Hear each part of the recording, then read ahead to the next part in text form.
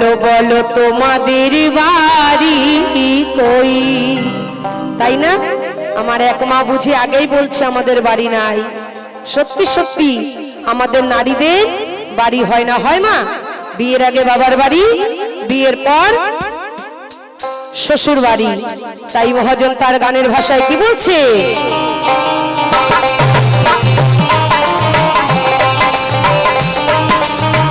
মায়েরা সবাই একটু তালে তালে হোক না মা।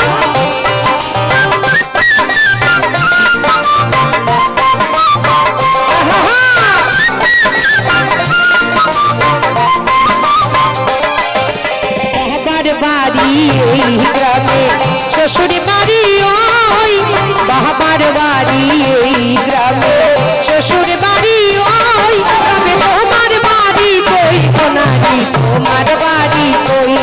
বলো তোমার বাড়ি কই গো নারী, তোমার বাড়ি কই?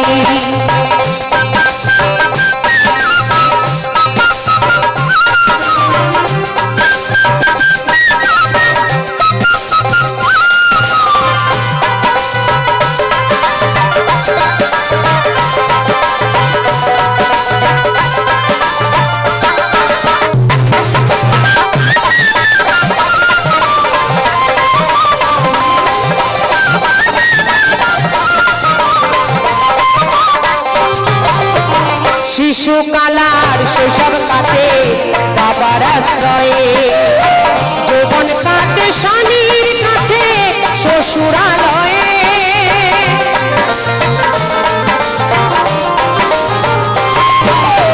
শিশুকালার শৈশব কাটে বাবার আশ্রয়ে, যৌবন কাটে স্বামীর কাছে শ্বশুরালয়ে। এখন বৃদ্ধ বয়সে আশ্রয় নাই,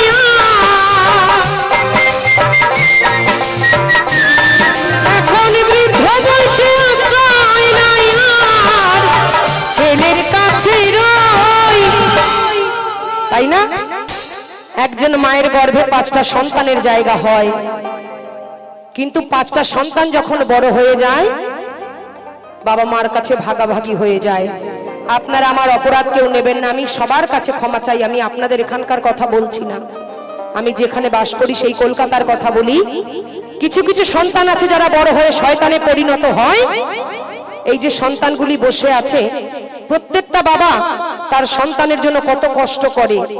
এই বনগা লাইনে ট্রেনে কত ভিড়, কত কষ্ট করে কলকাতা থেকে রোজগার করে নিয়ে আসে সন্তানকে খাওয়ানোর জন্য, তাদের বড় করার জন্য। কিন্তু সেই সন্তানটাই বড় হয়ে বাবা মাকে পথে বসায়। কেউ বসে ভিক্ষা করে স্টেশনে, কেউ বাস স্টপেজে, কেউ আবার বসে চোখের জল ফেলে কোথায়। সেই গান আমি গেয়ে শোনাই, লক্ষ্য করুন।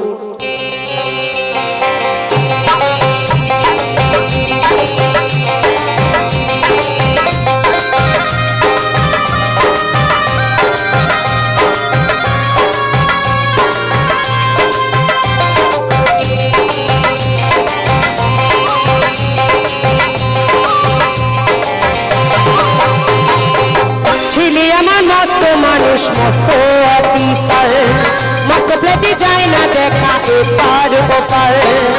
ছেলে আমার মস্ত মানুষ, মস্ত অফিসার, মস্ত প্লেটে যায় না দেখা এপার ওপার। নানা রকম জিনিস আর আসবাবে দামি দামি, সবচেয়ে কম দামি ছিলাম একমাত্র আমি। ছেলের আমার আমার প্রতি অগাধ সম্ভ্রম। এই শীতে কত বাবা মার ঠান্ডা লেগে পড়ে থাকে, কষ্ট পায়। সেই কুলাঙ্গার সন্তানগুলো কি বলে, এত মানুষ চলে যায় তোমার ডাক আসে না।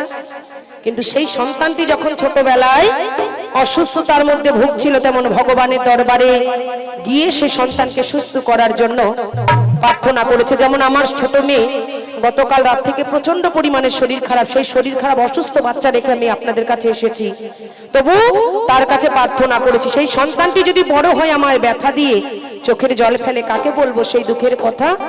তা সেই অভাগিনী বসে বসে বলছে, আমার ঠিকানা তাই বৃদ্ধাশ্রম, আমার ঠিকানা তাই বৃদ্ধাশ্রম।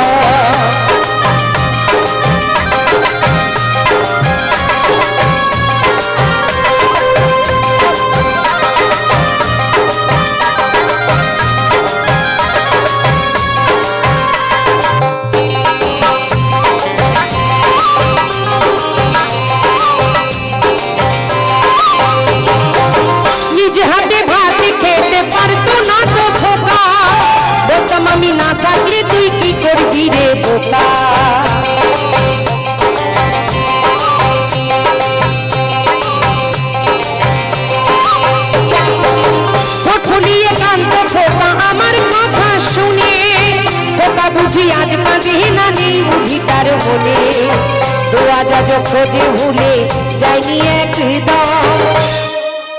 কেন সেই খোকার বাড়িতে তো বউ এসেছে, মায়ের থেকে খোঁজ বউতে বেশি নেয়, তাই না মা? তাই সেই অভাগিনী বলছে আমার ঠিকানা তাই বৃদ্ধাশ্রম, আমার ঠিকানা তাই বৃদ্ধাশ্রম, আমার ঠিকানা তাই বৃদ্ধাশ্রম। তাই মহাজন বলছে এখন বৃদ্ধ বয়সে আশায় নাই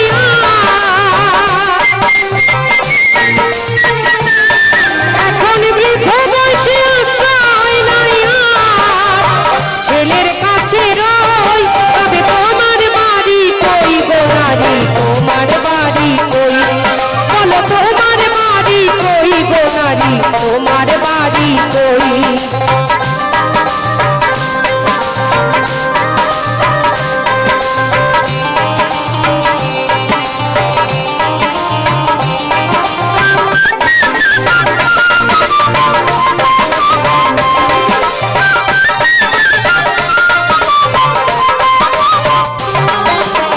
জনম ভরে ভাত রাঁধিলাম পরের হাড়িতে, আপন ভেবে বাস করিলাম পরের বাড়িতে।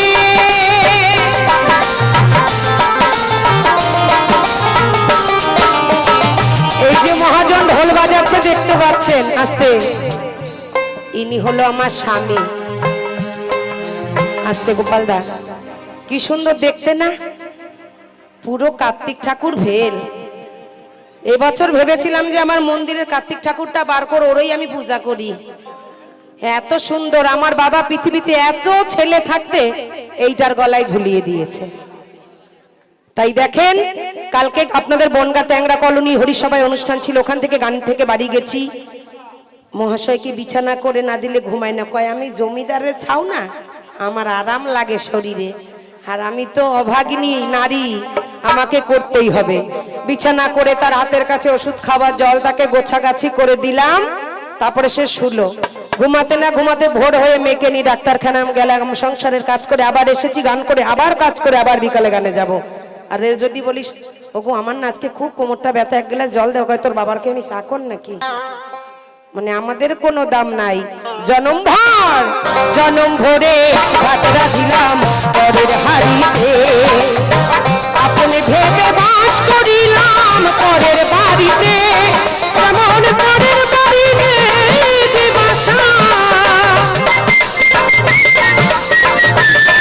যেমন পরের ঘরে বাসা, বাস করে চড়াই তবে তোমার বাড়ি কই গো নারী, তোমার বাড়ি কই বলো, তোমার বাড়ি কই গো মা, তোমাদের বাড়ি কই।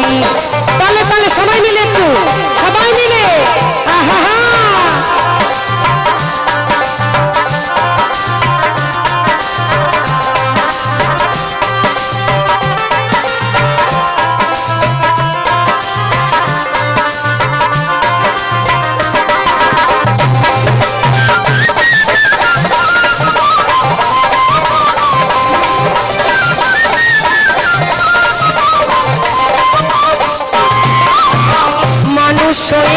নিজের বাড়ি বুঝলি না ভবে, মহাকালের পালকি যেন আসে যে কবে।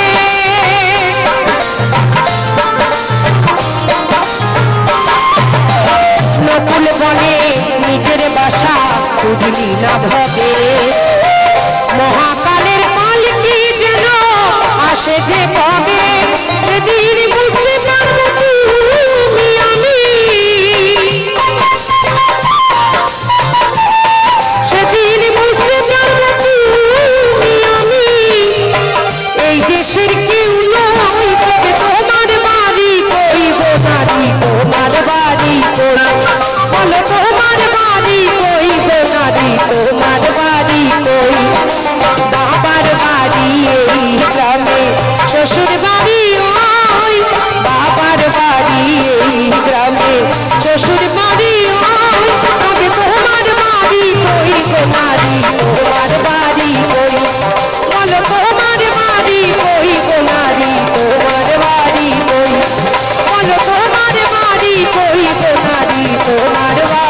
কই বলো তোমার বাড়ি কই গো নারী বলো বলো মাগো তোমাদের বাড়ি কই। ধন্যবাদ।